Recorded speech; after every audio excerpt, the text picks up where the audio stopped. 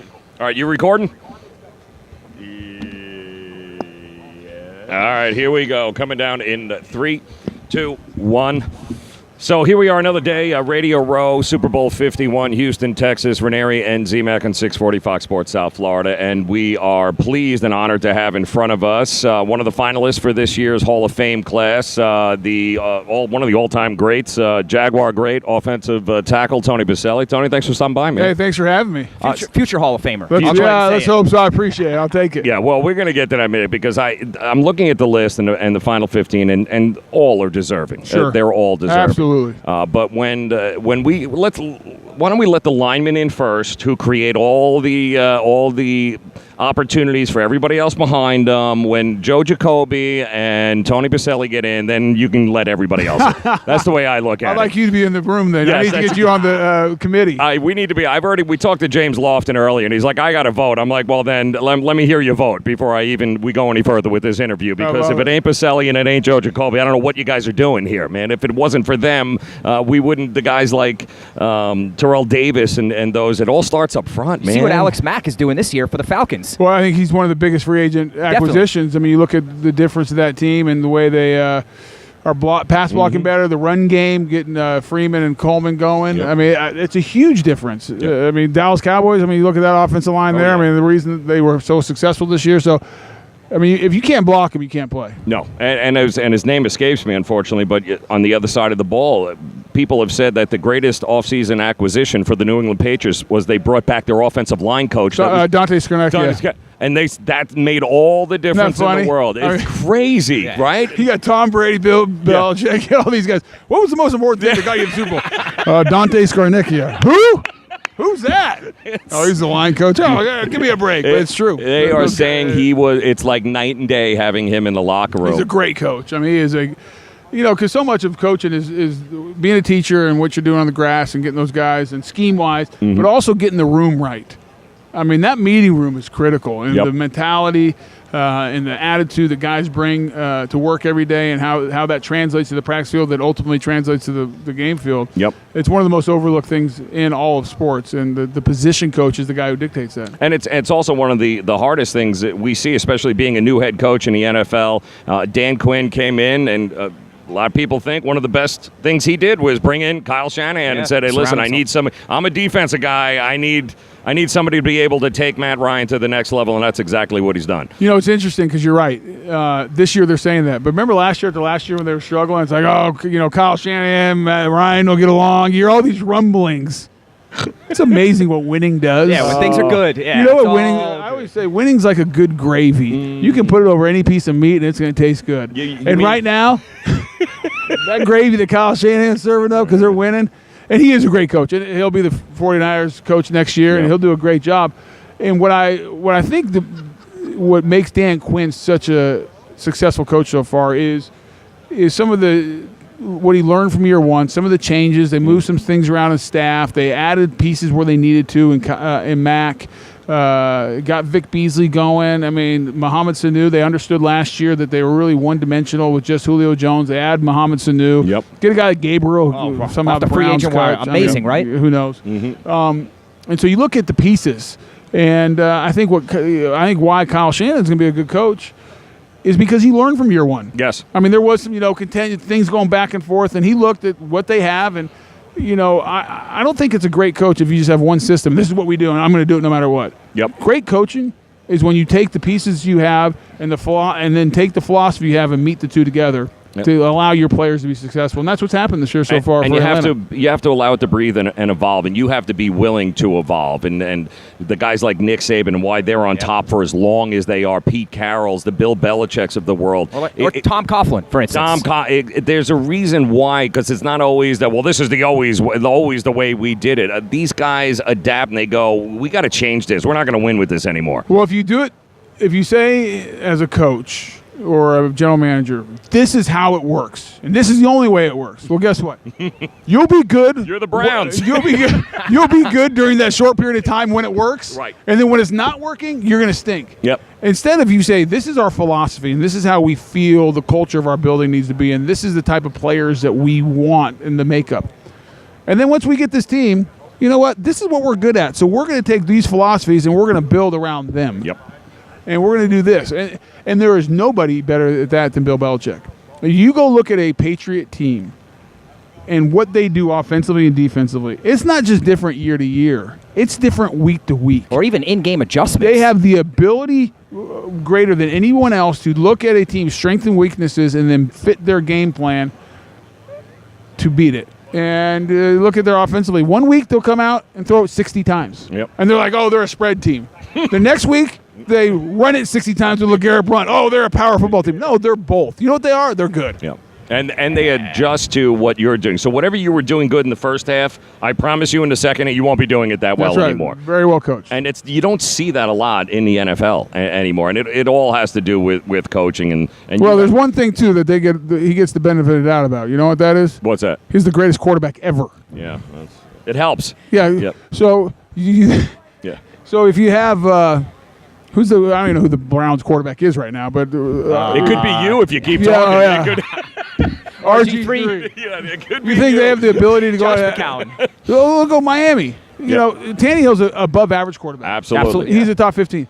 But do you think Adam Gase has the same flexibility that Bill Belichick has to go in at halftime or Josh McDaniels and make 15 different changes and tell the quarterback we're going to do this, this, and this? No. And nothing against Ryan Tannehill, but he doesn't have the depth of experience or being in these situations that Tom Brady does. And so it's the people say, why are they so good? Well, they found a way to get one of the greatest coaches of all time with one of the greatest quarterbacks of all time and pair them together.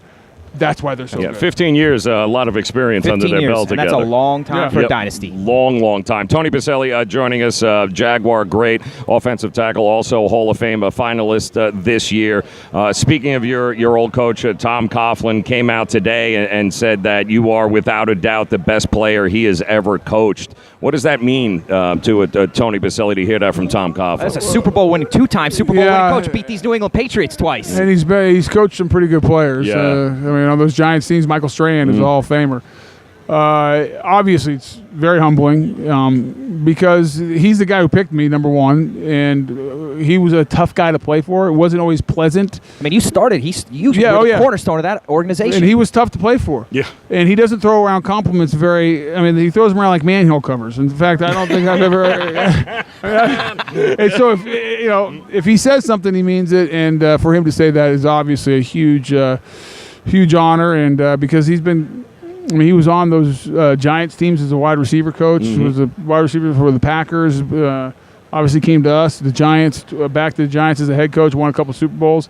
So he's been around a little bit, and for him to say that is very nice. I think we've talked about it a lot, how I give the owner of the Jacksonville Jaguars a lot of credit for not being a lot like other unsuccessful franchises to this point, where they're pulling the trigger every 2 years, every year and a half. He stuck with Gus Bradley as long as he possibly could. He gave him enough opportunity to either make it great or make it bad, and unfortunately it just did not work out. Are you happy with the direction they move now? Gus was a good friend of mine, so I hate seeing anyone lose their job. Absolutely. And, obviously, no one does. I think some fans actually probably enjoy. Well, the media does. Let's go this way. The media does. Yes, the media does. But you also understand the business. If you don't win games, you're not going to be around. Yeah. Shad Khan is a great owner. He has given everything to that organization and give them every chance to succeed. And when it didn't happen, it was time to make a change. And the fact I like that he brought Tom Coughlin in to bring a little bit more experience, because you had a first-time head coach in Gus and a first-time GM in Dave Caldwell. Yep. And so you bring a guy like Tom who's been around, who's built from the ground up, who's been on Super Bowl teams, coached Super Bowl teams. I think his insight and overall leadership will be good for the organization. I love that. And what did you think of USC this year? After the first after they eventually got Tom Brady into quarterback. After the first 4 games, I wanted to throw stuff at the TV, but Sam Darnold's really dang good. Yes, he is. And I just want to remind all my USC alumni brethren, let's give head coaches a little bit more time, because Clay Helton, I like Clay Helton. Oh, he was out the door. You know, he was 1 foot out the door. No, and I liked him. And you know what? I respected what he was trying to do when they were 1-3. Yes. He's a good football coach. And I think it's a lesson. He was trying not to lose the locker room. He doesn't. I mean, he was in a tough situation. Yes. What was going through. Yep. So I like Clay Helton. Yep.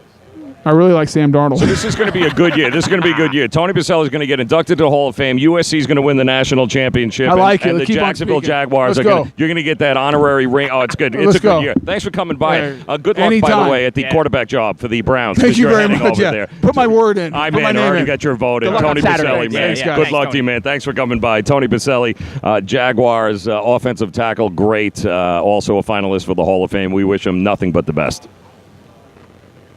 Appreciate it, T. Thanks, guys. Thanks Appreciate for it, having man. me. Thank you. That had a nice ring Nice, to it.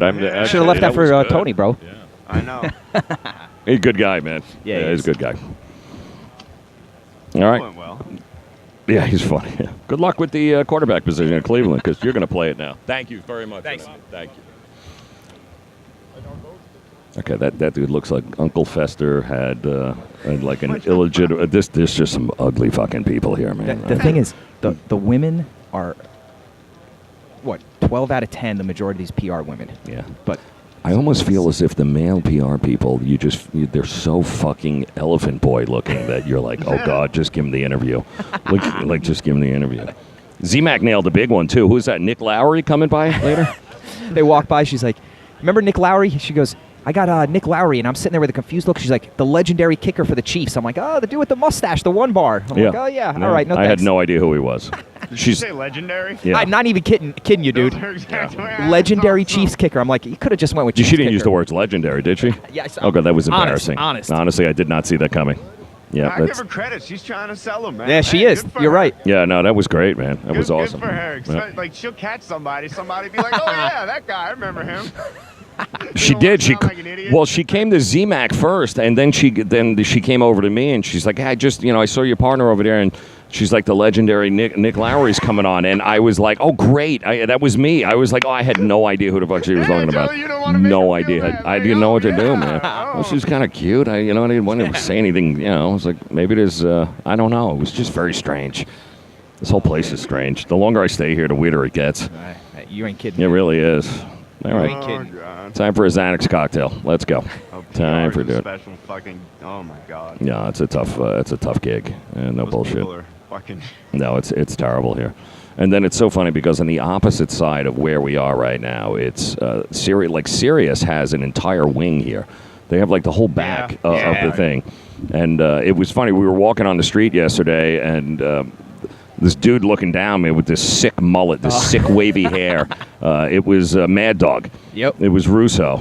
And he comes God. and he almost ran over Z-Mac. And I think Z-Mac's like, he's- Russo, what are you doing, man? I think he's doing his high heat show from Minute Maid Park. Oh, is he really? Because I saw on Twitter, and I think that's where he was walking back from yesterday. Yeah, Probably we were coming to the laughing at him. Sirius I mean, seriously, dude, he's got some hair, that dude. Yeah, What he a does, quaff. Holy Christ. You're not kidding, man. And I was like, come on, you got to, look, you're going to get something killed with that, here. yeah. You're going to do something with that. It's ridiculous. Not a fan. No, I'm with you, man. Yeah, no, it's awful. It's absolutely awful. But other than that, it's been pretty terrible here. Yeah. Z-Mac has only got slapped in the face 3 times. That's good to go. So that's nice. He's doing good, but there's a lot of people hawking a lot of shit here. Oh, big time, Yeah, man. man. Big It's time. gonna get fucking. That's like you got to play games. What's the craziest thing people are selling out there? Yeah. That's a good one right there, man. What, are What the in the hell craziest could things? Nick Lowry be selling? Although, I don't know. This could be the best thing we got all week. There's apparently some sort of players for medical marijuana. So I'm going to go to this That's gotta meeting. be that's not Kyle Turley. I don't know, but I'm going to this He's not meeting. leading that one. No, it's actually, I don't know, Ryan Stewart? I don't know, man. Georgia Tech Yellow Jacket, Detroit Lion, Ryan Stewart. I don't care, Strong man. safety? Ryan, I don't know. They are looking to, it's cannabis He's and a- professional sports. He's All a right. medical cannabis expert, according to this press release in front of us. Yep. He went and got his PhD. Yeah. I know, right? All right. So I'm going to ask Ryan Leaf if he wants to go. You want to come in, Ryan? Come on. Yeah, right. Let's go. Ryan, here you go, man. Yep. Like that. Let's go, Ryan. All right. No You bullshit. don't need that crack anymore. Let's do it. He was a heroin guy, wasn't Yeah, he was a pill heroin dude. I'm like, yeah, not good. Breaking into cars and people's houses and stuff. Yeah, that's right. Smoking the Noid. Dude, Not he's good. another guy that's like 6'6". he? Chasing the draft. Dude, he He's is huge, man. Dude, he He's is a a building. monster. Like he is a building. Yeah, a little scary. Not gonna lie. Hey, this has been great. Look at this chick. There is one chick walking around here that Z-Mac is. dude. He's gonna die. Man. Yeah, he's gonna die. I mean, there's plenty of them, but one specific.